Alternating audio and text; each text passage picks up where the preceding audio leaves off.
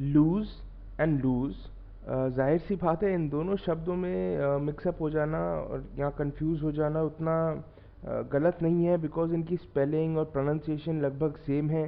Pronunciation तो बिल्कुल same है, आवाज़ जो दोनों की साउंड आती है वो दोनों सेम है। स्पेलिंग में देखिए सिर्फ एक एक्स्ट्रा ओ का डिफरेंस है।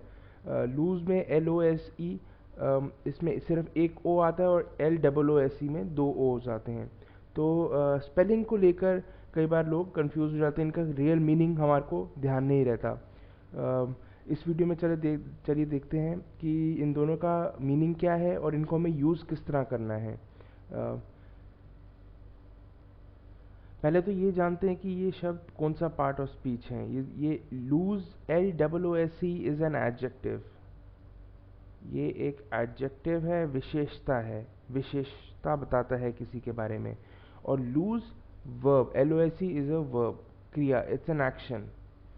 और मीनिंग क्या है? LOOSE का मीनिंग मैंने अभी बताया, ये एक एडजेक्टिव है, विशेषता बताते हैं। क्या विशेषता बताते हैं? ये एक विशेषता बताते हैं ऑपोजिट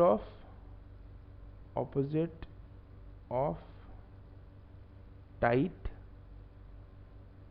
या फिर और कंटेन्ड।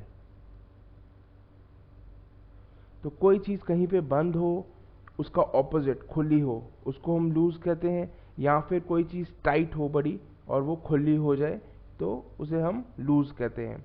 उसी तरह लूज LOSE ये वर्ब है, ये क्रिया है। इसका मतलब क्या हुआ? कोई लॉस को सफ़र करना, किसी हार को सफ़र करना, हार को महसूस करना, उसको हम लूज कहते हैं। To suffer the loss of something, किसी चीज़ का हार महसूस। और दूसरा एक और भी मीनिंग होता है टू मिस करना। इनका एग्जाम्पल देखते हैं, एग्जाम्पल से हमारे को क्लैरिटी मिलेगी। LOOSE का पहले एग्जाम्पल देखते हैं। LOOSE,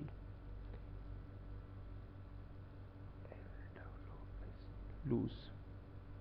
अब हमने देखा ये एक एडजेक्टिव है और विशेषता बताता है, तो इसके एग्जाम्पल से हमारे को क्लैरिटी मिलेगी क्या बोल रहा हूँ मैं। द शॉप ओनर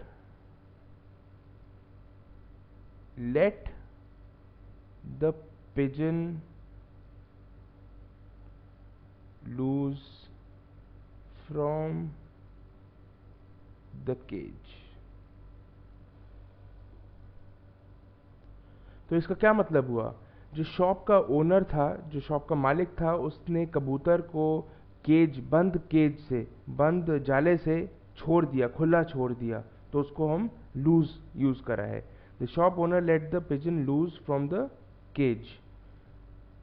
यहाँ है वैसे ये शब्द एडजेक्टिव, बट यहाँ पे इस सेंटेंस में एडवर्ब की तरह यूज हो रहा है। But loose LOOSE is primarily an adjective. इसको हम मोस्टली एडजेक्टिव की तरह इस्तेमाल करेंगे। कैसे? यहाँ देखिए, my pants have become loose, I have lost weight. मेरा वज़न कम हो गया है और इसी करके मेरी पैंट्स जो हैं वो लूज़ हो गई हैं। लूज़ अगेन खुली हो गई हैं, टाइट का ऑपोजिट। तो लूज़ का मतलब होता है टाइट का ऑपोजिट, या कहीं पे बंद हो चीज़, बंद का ऑपोजिट खुलना, खुलना या फिर टाइट का ऑपोजिट लूज़ हो जाना, बिल्कुल ही खुला हो जाना। अब एग्जाम्पल देखते हैं। LOSE लूज, हारने का example. LOSE,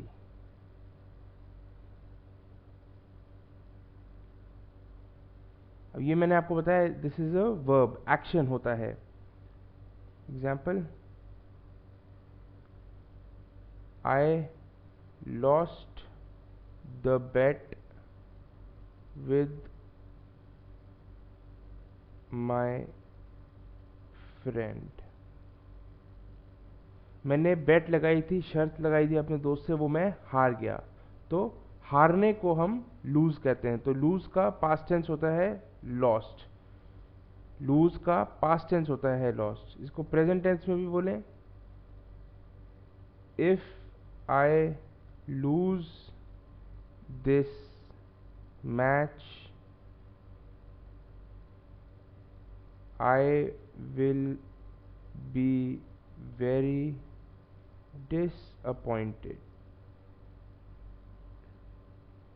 disappointed.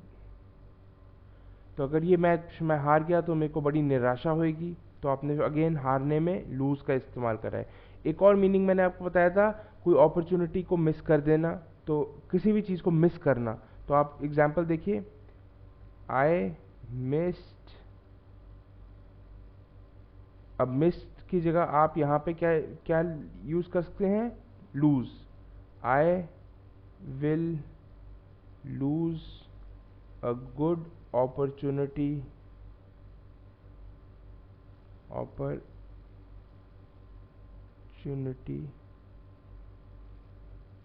to work in a company if I don't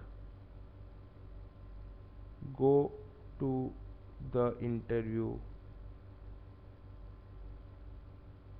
अगर मैं इंटरव्यू के लिए नहीं जाऊंगा तो मैं एक बड़ी अच्छी अपॉर्चुनिटी खो दूंगा। तो मिस करने को भी आप लूज की तरह इस्तेमाल कर सकते हैं। सो बेसिकली आपने देखा LOSC जो वर्ड होता है इसका मीनिंग होता है हारना या फिर मिस करना, और ये एक्शन की तरह, वर्ब की तरह हम इस्तेमाल करते हैं। वेराज LOSC इज एन एडजेक्टिव, जिसको हम इसका जो मीनिंग होता है वो होता है टाइट का ऑपोजिट या फिर कंटेन्ड का ऑपोजिट। टाइट का ऑपोजिट मतलब कोई चीज़ बड़ी ही खुली हो, या फिर कोई भी चीज़ को हम खुला छोड़ दें, उसको हम LOSC। तो आप देखिए दोनों का मीनिंग काफ़ी डिफरेंट है, लेकिन इन दोनों की जो स्पेलिंग है बोलते समय मतलब लगता है कि दोनों का सेम है, वो नहीं है। जो इनकी स्पेलिंग है वो भी डिफरेंस है, LOSC में डबल ओ है और LOSC में सिंगल ओ है। So I hope this video was able to clear the doubts.